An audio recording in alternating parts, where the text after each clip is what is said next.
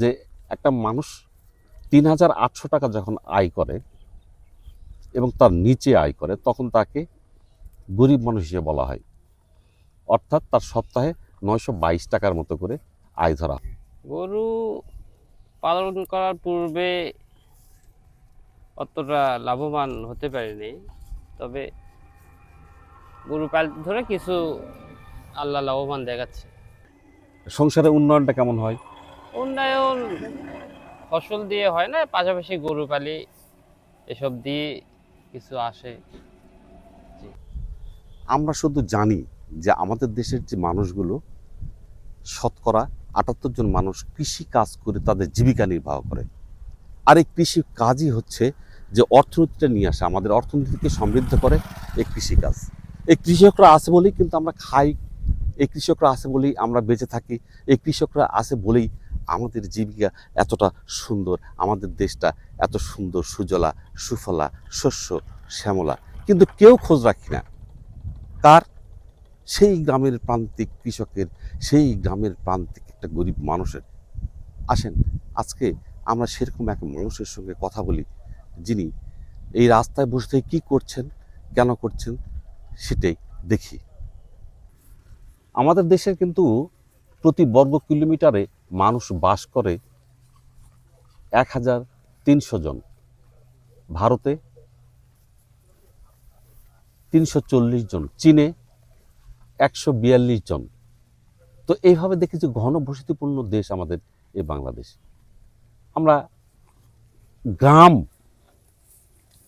এই গ্রাম কেন্দ্রিক দেশ বাংলাদেশ এবং যুবকেন্দ্রিক দেশ এই বাংলাদেশ। কারণ এত মানুষ এখানে যুব, এই কারণে এই দেশটাকে কিন্তু যুবদের দেশ বলা হয়।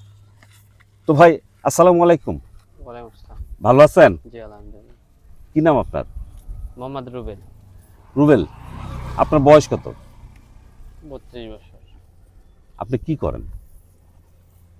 প্রধানত কৃষি। জি। তো আপনার কত বিঘা জমি আছে? এই ৪-৫ বিঘা। ৪-৫ বিঘা জমি আছে। এই জি। ৪-৫ বিঘা জমির ধান বা ফসল তুলে আপনার কি সংসার সচ্ছলভাবে চলে? হ্যাঁ, আলহামদুলিল্লাহ, আল্লাহ চলায় আর কি। আল্লাহ চলাই। জি, চলে। আমাদের গ্রামের লোক, আমরা খায়া নিয়ে কিছু থাকি আর কি। আচ্ছা, এই। কোনো মতো খেয়ে পরে থাকে আর কি। জি। সংসারের উন্নয়নটা কেমন হয়? উন্নয়ন ফসল দিয়ে হয় না, পাশাপাশি গরু পালি, এসব দিয়ে কিছু আসে।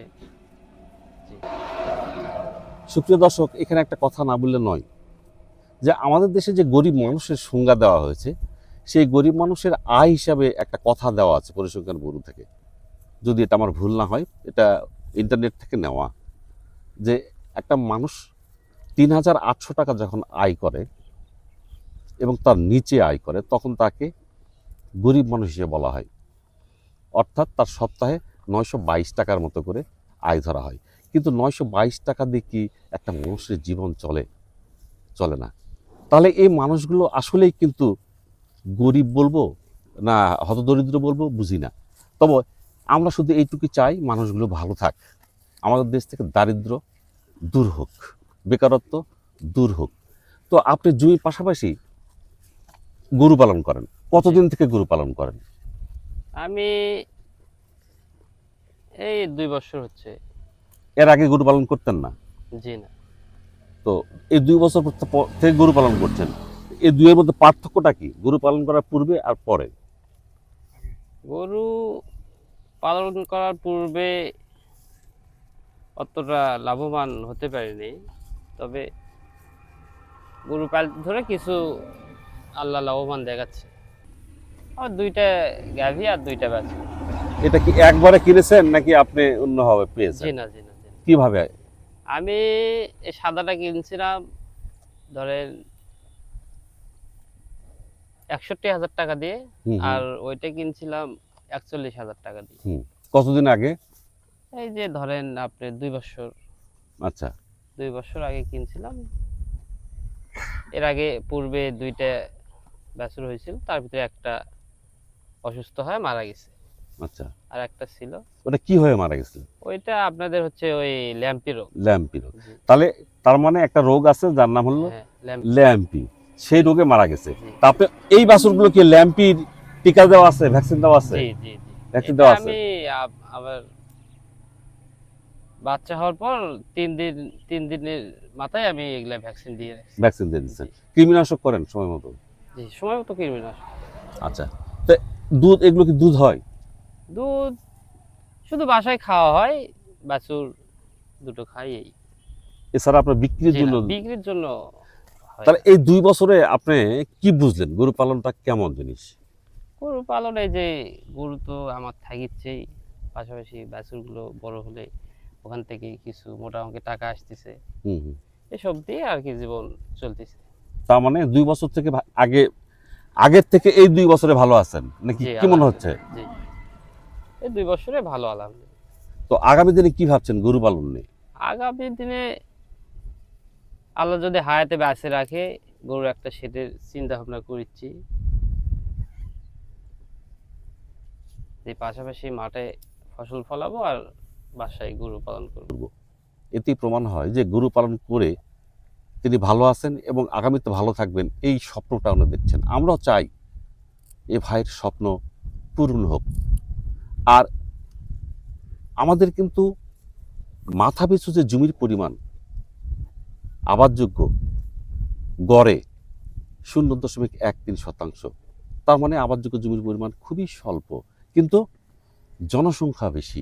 তাই অল্প জায়গাতেই আমরা এমন কাজ করব, এমন তথ্য প্রযুক্তির দ্বারা কৃষিকে সমৃদ্ধ করব, যাতে করে অল্প সময়ের মধ্যেই আমরা বা অল্প জায়গার মধ্যেই আমরা আমাদের জীবিকা নির্বাহ করতে পারি। তো ভাই, এই গ্রামের মানুষের বা এই ভাইয়ের এই কথাগুলো শুনলেন। আর আরেকটা কথা, যে আপনার পরিবারে কে কে আছে? আমার পরিবারে আমার ওয়াইফ আর একটা ছেলে। একটা ছেলে। ছেলের বয়স কত? ছেলের বয়স 3 বছর চলছে। তো আপনার কি মনে হয় ওই ছেলেটা কি হবে আগামী দিনে?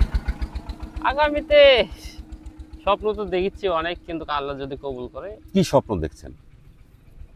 স্বপ্ন দেখেছি বাচ্চাকে লেখাপড়া করাবো, কোথায় লেখাপড়া করাবেন? চিন্তা ভাবনা আছে, যতটুকু আল্লাহ শরীর ভালো রাখবে এ একে বাচ্চাকে ভালো জায়গায় লেখাপড়া করানোর ইচ্ছুক আছে। তারপর লেখাপড়া করে লেখাপড়া করার পর এখন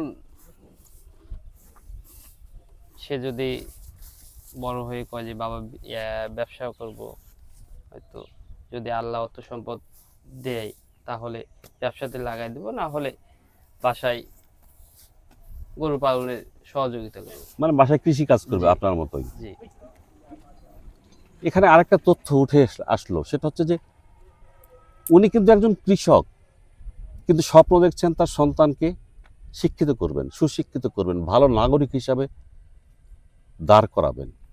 তারপরে না পারলে বাধ্য হয়ে আবার কৃষিতেই আসবে, তাই তো ভাবছেন জি আপনি, তাই না? জি। তার মানে এতে প্রমাণ হয় যে গ্রামের এই মানুষগুলো তাদের সন্তানকে কিন্তু ভালো জায়গায় দেখতে চায়। কিন্তু আসলে একটা গ্রামের ছেলের যে শিক্ষা প্রতিষ্ঠানে পড়াশোনা করে আর শহরের একটা ছেলে যে শিক্ষা প্রতিষ্ঠানে পড়াশোনা করে, এই পড়াশোনার মধ্যে পার্থক্য ব্যাপক। এই এই পার্থক্যের কারণে কিন্তু গ্রামের অধিকাংশ ছেলেমেয়েরা কিন্তু ভালো জায়গায় বা উপরে উঠতে পারে না। হ্যাঁ, ওঠে না তা না, ওঠে, কিন্তু সংখ্যা অতি নগণ্য। কারণ শহরের ছেলেমেয়েদের সঙ্গে ভালো স্কুল, ভালো শিক্ষা প্রতিষ্ঠান, ভালো শিক্ষক, তো সেইখানে ছাত্র যেভাবে তৈরি হয়, যেভাবে তাদের মানসিকতা, তাদের বুদ্ধিবৃত্তির যে বিকাশ ঘটে, গ্রামে কিন্তু সেভাবে ঘটে না। এই ভাই স্বপ্ন দেখছে, আমরা চাই এই এই ভাইয়ের স্বপ্নে যেমন একটা লক্ষ ভাইয়ের স্বপ্ন ওই একটাই, তার সন্তানকে মানুষ করবে। আমরাও চাই আমার গ্রামের কৃষক ভাইদের সন্তানরা মানুষ হোক, ভালো থাক। আর যদি ভালো না থাকে, এ দায় সবার, আপনার, আমার। তো ভাই ভালো থাকবেন। জি আলহামদুলিল্লাহ।